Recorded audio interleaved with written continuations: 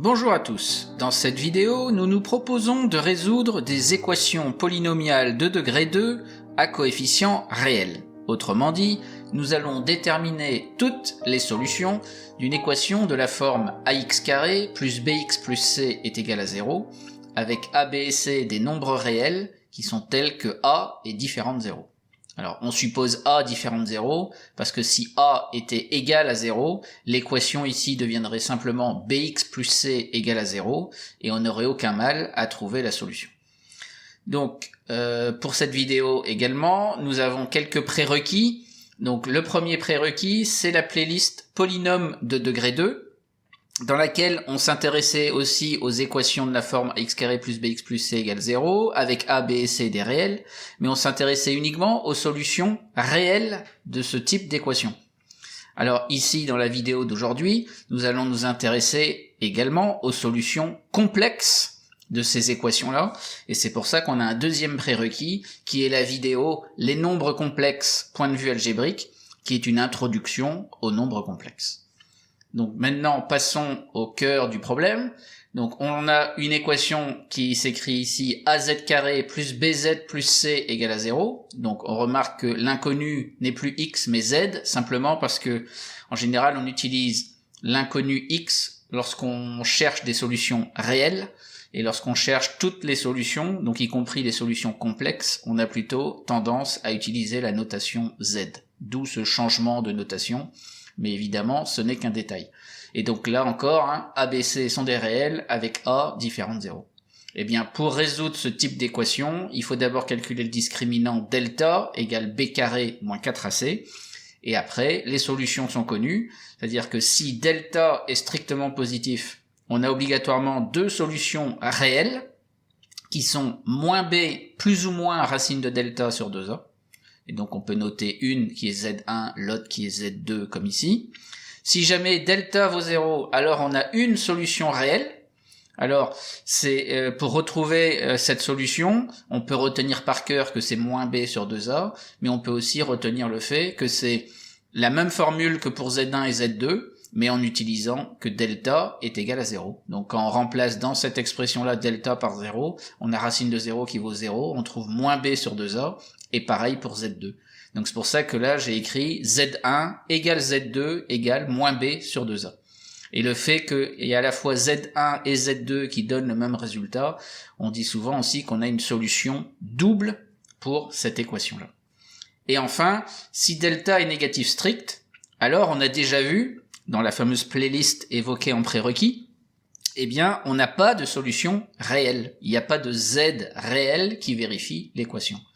Mais en revanche, si on accepte de basculer dans les nombres complexes, on peut montrer qu'on a deux solutions complexes qui sont conjuguées. Donc la première, qu'on peut appeler Z1, qui va être moins B moins I racine de moins delta, le tout sur 2A, et Z2, qui est le conjugué de Z1, et qui est donc moins B plus I racine de moins delta sur 2A. Donc on note bien que ici delta est négatif strict. Donc quand on fait moins delta, on obtient un nombre qui est strictement positif, et donc on a bien droit de calculer la racine carrée de moins delta. La démonstration de tout cet encadré-là est faite dans une vidéo spécifique que vous pouvez regarder par ailleurs, et que je vais mettre en lien ici en haut à droite, pour que vous ayez un accès rapide à cette vidéo. Donc maintenant, on va mettre en application ce résultat global.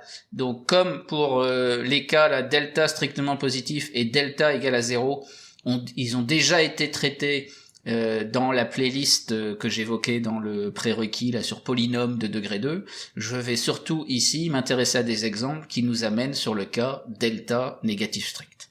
Donc on commence par un premier exemple, qui est donc la résolution de l'équation 5z carré moins 2z plus 1 égale 0. Donc elle est évidemment de la forme az carré plus bz plus c égale à 0. Donc ici on constate que a vaut 5, b vaut moins 2 et c vaut 1.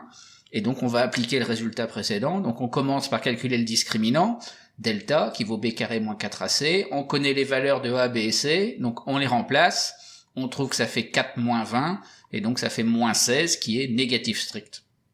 Et donc comme delta est négatif strict, on a deux solutions qui sont complexes conjuguées, donc données par les formules évoquées précédemment. Donc on a un Z1 qui vaut moins B, moins I, racine de moins delta sur 2A, et Z2 qui est le conjugué de Z1.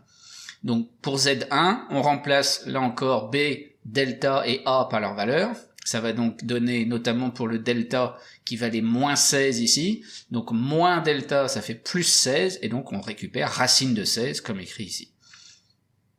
Après pour B qui valait moins 2, moins B, donc c'est plus 2, et A valait 5, donc ça nous donne cette expression-là.